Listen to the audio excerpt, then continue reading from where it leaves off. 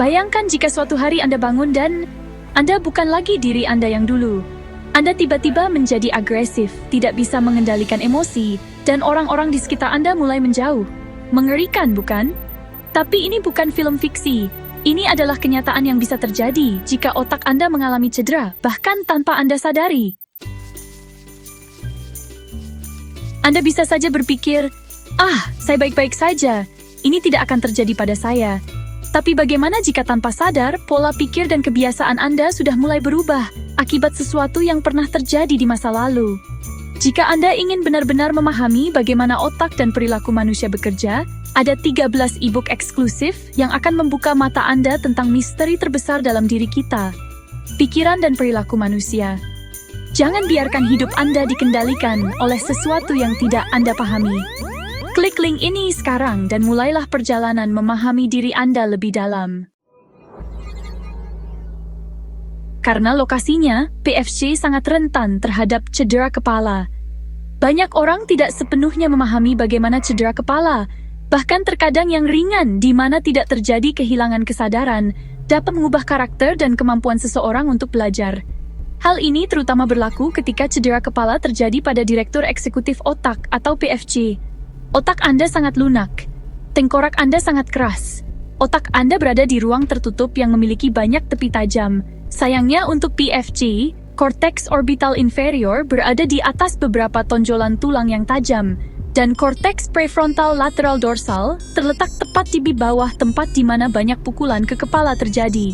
Penting untuk dicatat bahwa banyak orang lupa bahwa mereka pernah mengalami cedera kepala yang serius dalam hidup mereka. Di klinik kami bertanya kepada pasien beberapa kali, apakah mereka pernah mengalami cedera kepala yang serius atau tidak. Dokumen penerimaan kami menanyakan pertanyaan, apakah Anda pernah mengalami cedera kepala? Sejarawan yang mengumpulkan riwayat pasien sebelum mereka menemui dokter, bertanya lagi tentang cedera kepala. Pengujian komputer yang kami lakukan pada pasien menanyakan untuk ketiga kalinya tentang cedera kepala. Jika saya melihat tidak pada pertanyaan tentang cedera kepala, saya akan bertanya lagi.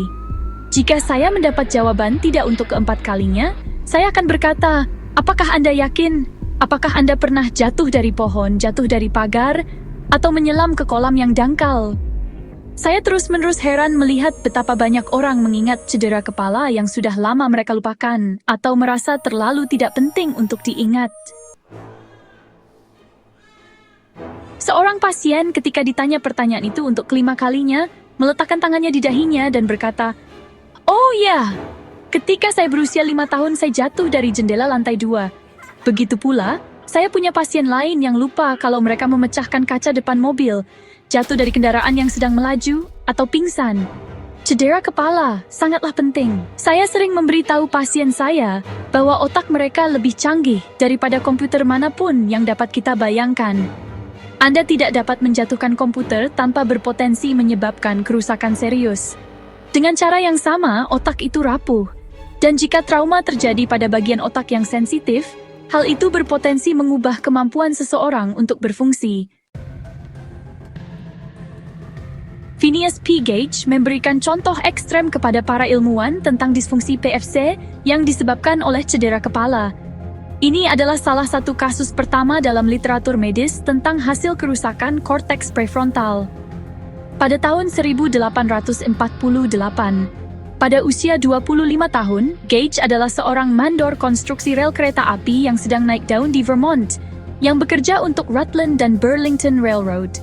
Pekerjaannya melibatkan penggunaan besi pemadat yang panjang untuk menyalakan bahan peledak, guna membuat jalur rel kereta api. Suatu hari terjadi kecelakaan yang mengerikan. Ledakan itu mengirim besi pemadat yang berdiameter 1,25 inci, panjang 3,5 kaki, dan berat 13,5 pon melalui bagian depan tengkorak Gage. Besi itu menembus mata kirinya, melalui korteks prefrontal kiri, dan keluar dari bagian depan atas tengkoraknya, meninggalkan lubang melingkar sepanjang 3,5 inci, menghancurkan korteks prefrontal kirinya dan area otak di sekitarnya. Awalnya, minat terhadap kasus itu karena Gage selamat, yang disebut belum pernah terjadi sebelumnya dalam sejarah bedah. Kemudian, pada tahun 1868, dokternya mengalihkan perhatiannya pada perubahan kepribadian Gage. Sebelum kecelakaan itu, Gage adalah orang yang jujur, dapat diandalkan, berhati-hati, dan pekerja yang baik. Setelah kecelakaan itu, meskipun ia tidak tampak mengalami gangguan intelektual, ia digambarkan sebagai orang yang kekanak-kanakan, berubah-ubah, dan keras kepala, menunjukkan penilaian yang buruk, menggunakan bahasa yang tidak senonoh, dan tidak peduli pada orang lain. Singkatnya, dokternya menyimpulkan bahwa Gage bukan lagi Gage. Dalam banyak hal, PFC mengandung kemampuan kita menjadi diri kita sendiri. Zachary. Dua kasus berikut memberikan contoh masa kini yang mirip dengan kasus Gage. Zachary berusia 10 tahun adalah seorang anak laki-laki yang suka bersenang-senang, aktif, penyayang, manis, dan ingin menyenangkan orang lain. Ia berprestasi baik di taman kanak-kanak dan disukai oleh anak-anak lain. Suatu musim panas antara taman kanak-kanak dan kelas 1, Zachary sedang duduk di kursi depan mobil bersama ibunya dalam perjalanan ke rumah kakek neneknya. Tiba-tiba, seorang pengemudi mabuk berbelok ke jalur mereka, menyebabkan ibu Zachary dengan cepat menyentakkan mobil ke sisi jalan. Ia kehilangan kendali, dan mobil menabrak pohon. Kaki ibu Zachary patah dalam kecelakaan itu, dan Zachary untungnya tertahan oleh sabuk pengaman, membentur kepalanya ke jendela samping. Ia tidak sadarkan diri, tetapi hanya sekitar 10 menit. Sekitar 6 minggu kemudian, Zachary mulai berubah. Ia menunjukkan perilaku agresif, merusak mainannya sendiri, dan menyakiti adik laki-lakinya. Ia mulai mengumpat, melontarkan pernyataan pada waktu yang tidak tepat, dan sering menyela. Ia menjadi kasar, suka menentang, suka berdebat, dan suka mencari konflik. Tahun berikutnya, ia kehilangan teman-temannya di sekolah karena ia mengatakan hal-hal yang menyakiti perasaan mereka. Ia mulai menggoda kedua kucingnya di rumah, sehingga mereka mulai menjauhinya setiap kali ia masuk ke rumah. 6 bulan setelah kecelakaan itu, ibunya tahu bahwa ada sesuatu yang salah. Ia membawanya ke seorang konselor yang mengira masalahnya bersifat psikologis. Akibat dari kecelakaan itu, konselor itu berpikir bahwa Zachary dan ibunya terlalu dekat dan mengembangkan strategi untuk membantu Zachary menjadi lebih mandiri.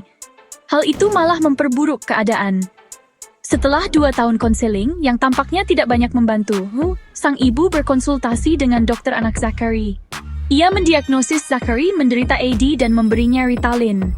Namun, hal itu juga tidak banyak membantu. Malah, hal itu malah membuatnya semakin agresif. Ketika Zachary dibawa menemui saya pada usia 9 tahun, saya pikir ia mungkin menderita sindrom pasca gegar otak kronis, yang merupakan akibat dari kecelakaan itu. Studi spek otaknya menunjukkan adanya penurunan aktivitas yang nyata di PFC kiri dan penurunan aktivitas di korteks oksipital kiri, yang mengindikasikan adanya cedera bagian depan dan belakang, umum terjadi pada cedera kepala.